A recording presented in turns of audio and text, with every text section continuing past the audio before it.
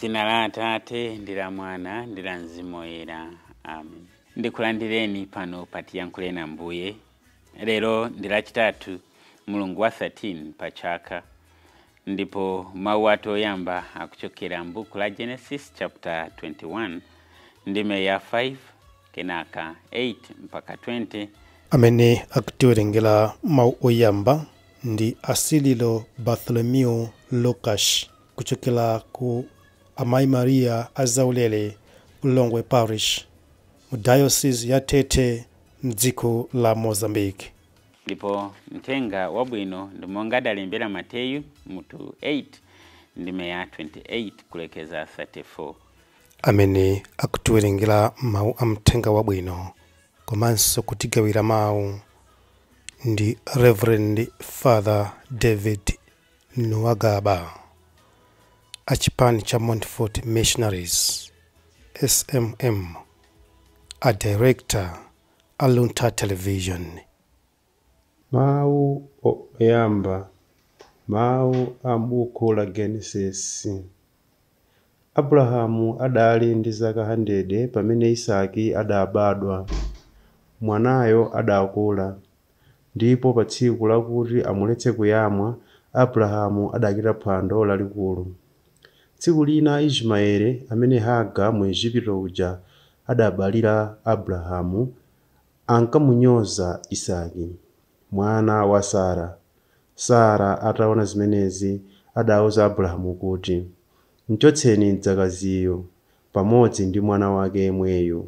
Mwana wa mdzakazi asadzalandireko chuma chanu chimene adzalandire mwana wanga Isaki." Zimenezi zidamuvuta kwambiri Abrahamu, n'chifukwa chakuti Ismaeli nayenso adali mwana wake. Koma Mulungu adauza Abrahamu kuti, "Mtima wako usavutike chifukwa cha mwanayo ndi mdzakazi wako Haga. Zonse zimene akukuwuza Sara uchite, chifukwa Isakiyo ndi amene adzakhala kholo la zidzukulu zako monga momwe ndidakulonjezera. Mwana wa mdzakaziyunso ndidzampatsa ana ambiri, ndipo adzasanduka mtundu ndithu, popeza kuti iyenso ndi mwana wako." Mmawa mwake mmamawa Abrahamu adapatsa Haga chakudya ndi thumba la chikopa la madzi. Kenaka adatenga mwanayo nabereketsa Haga, ndipo atatero adamuwuza kuti azipita. Haga adachokadi kumangoyendayenda m'chipululu cha Beeriseba. Tsono madzi aja atamuthera adangosiya mwanayo pa chitsamba. Iye adakakhala pansi poteropo pa mtunda wa mamita 100 chifukwa ankati, "Ine sindingathe kumaonerera mwana wanga ali kufa chotere." Ali pansi pomwepo mwanayo adayamba kulira. Mulungu adamumva mwanayo akulira, ndipo mngelo wa Mulungu adalankhula ndi Haga kuchokera kumwamba adati, "Kodi iwe Haga, chikuvuta n'chiyani? Usachite mantha. Mulungu amva kulira kwa mwanayo. Dzuka, pita, ukamuyamule ndi kumugwiritsa ndi dzanja lako. Zidzukulu zako zidzakhala mtundu waukulu." Apo Mulungu adatsekula maso a Haga, ndipo adaona chitsime. Iye adapita pa chitsimepo nakadzaza thumba la chikopa lija ndi madzi, n'kumwetsako mwanayo. Mulungu adakhala naye mwanayo pamene amakula. Mawu a Ambuye. Tithokoze Mulungu. Ambuye akhale nanu. Mawu a mthenga woyera monga adalembera Mateyu. Mateyu mutu 8 ndime ya 28 mpaka 34. Pa nthawi yomweyo Yesu atafika ku sida la nyanja ku dera la Agadala, anthu awiri ogwidwa ndi mizimu yoyipa adadzakumana naye kuchokera ku manda. Anali aukali kwambiri, kotero kuti panalibe munthu ndi mmodzi yemwe wota kudzera njira imeneyo. Mwadzidzidzi anthuwo adayamba kufuwula kuti, kodi takuputani chani inu mwana wa Mulungu? Kodi mwabwera kuno kudzatizunza nthawi isanakwane? Pafupi pomwepo pankadya gulu lalikulu la nkhumba. Tsono mizimu yoyipa ija idapempha Yesu kuti, mukatitulutsa bwanji mutitume kuti tikhale mgulu la nkhumba zili apozo. Yesu adayuza kuti, chabwino, pitani. Iyo idatuluka nkukalowadi mu nkhumbazo. Pomwepo gulu lonselo lidagudubuduka kutsika chitunda chija mwaliwiro nkukaziponya mu nyanja mpaka kufera mu madzimo. Oweta nkhumbazo adathawa, atakalowa mu mzinda adakasimbira anthu zonse zimene zidachitika ndiponso zimene zidaonekera ogwidwa ndi mizimu yoyipa aja. Pamenepo anthu onse amuzindamo adatuluka kuti akakumane ndi Yesu. Tsono atampeza adampempha kuti achoke ku dera lawolo. Mthenga wa Ambuye. Ndikufuna lero titengepo zinthu ziwiri. Mawu a Mulungu amatiphunzitsa tsiku ndi tsiku, ndipo munthu amene ali ndi nzeru akamawerenga mawu a Mulungu nkusinkhasinkha amapeza mtendere komanso mayankho a zinthu zambiri komanso maphunziro zambiri. Lero phunziro loyamba. When you are meditating polygamy or polyandry, for whatever reason, remember that jealousy is real, and many have suffered and are still suffering because of this. Make a conscious decision.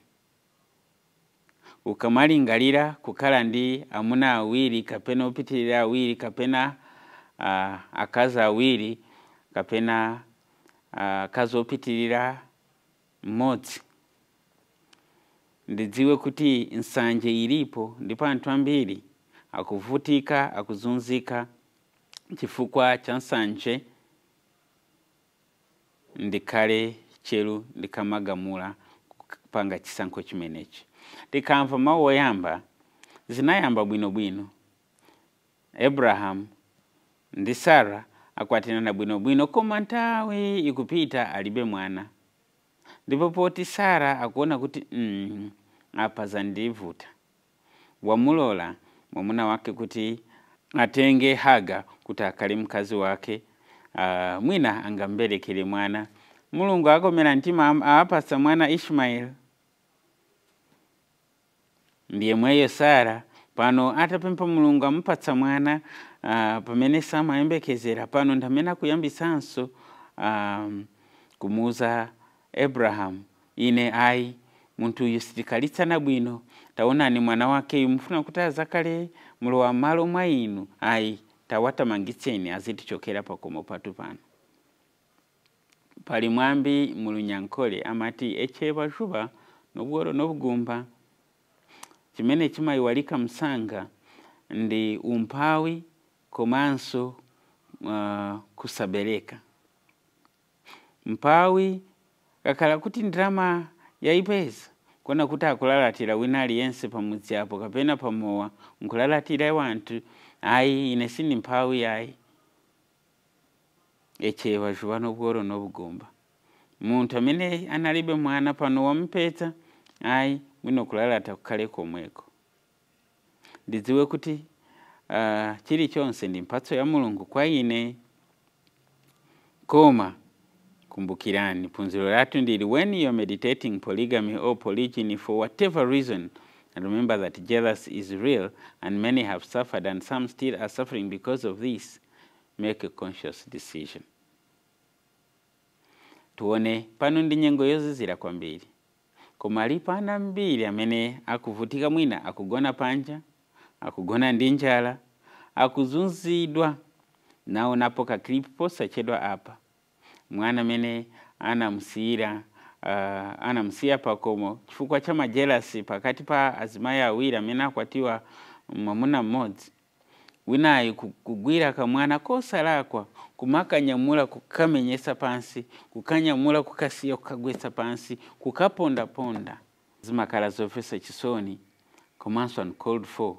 Ndipo mtendere umene muntu umene ulokhala nawo kuona kuti ukusowa chifukwa cha chisankho chimene mwina sinaganizire bwino ndi zosatira zake.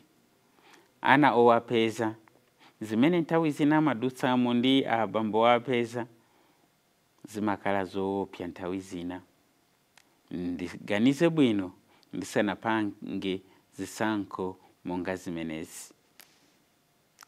Abraham akumana nazo amayesa kuti zabwinobwino, koma pano wafika potedwa nzeru amutamangisaponso pakomo, koma ndi mwana wakenso amene uja, ndipo apange bwanji.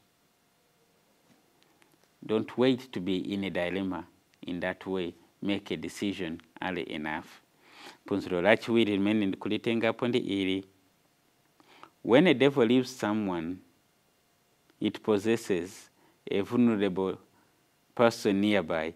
Pray to reduce vulnerability. Satana kapena chiwanda chikachoka mwa muntu chimalowa mwa wina amene ali vulnerable, kapena amene sapemphera, sali wolimba mchikhulupiriro chake. Choncho ndipemphere molimba kupewa kugwidwa ndi mphamvu zoyipa. Ambuye Yesu akuchosa ziwanda zimene zinali zoopsa kwambiri, ndipo zitamuona zonjenjemera zati, ayi mukatitamangisa bwanji, mutilole tilowe nawo munkumbazo, chabwino pitani. Tsiku lina tinali ndi healing and deliverance kumichiru ku Blantyre. Ndipo tisanalowe mu healing and deliverance pamakhala nditu nthawi yokonzekera. Ine ngati wansembe ndiyene yokonzekera kukhala ndi nthawi yopemphera, yozikonzekeretsa mumapemphero, muuzimu, zonse kuti ndikhale nditu ready, imene timati spiritual warfare. Ndipo maminister onse, healing ministers, intercessors, ayenera kukhalaso ndi nthawi yoti azikonzekeretse. Titafika uko ena amene mwina nthawi zina mazitenga zamasewera, nthawi zina nkungo lowa nawo mugulu loti ayi basi ndingolowa nawo ndingo titamaliza. Ena anasimba chifukwa Satana ukamu mutamangitsa amafuna alowe kwina. Chifukwa prayer, as I say, prayer does not kill Satan, but it keeps him away from me. Pemphero sili pa Satana, koma lima mutamangitsa kuti asandiyandikire. Choncho ndikama siya kupemphera ndidziwe kuti Satana uja alowa mwaine ndipo amazunza. Kuti ndipewe ndiyenera kukhala muntu wopemphera tsiku ndi tsiku moyo wanga wonse. Ndisangotayirira kuti ayi ndizapita mawa, ndizapita sabata ya mawa, ndizapitaso, ndizapemphera. Ndikamachita chisankhocho ndimauza anthu ku Katete ku Zambia pampango pamene tinali ndi Pentecost retreat, kuti ndikamafuna kusiya kupemphera ndikumbukire kuti Satana sanalengeze kuti akufuna kupita pachuti, ndipo sanapitepo pachuti. Iyeyo ntchito yake ndikuba, kupa, nkuononga. Choncho ndisaziyike on the open kuti Satana agwire ntchito mwa ine nkundizunza. May God give you the grace, may He give me the grace that I be a better person today than I was yesterday. Amen.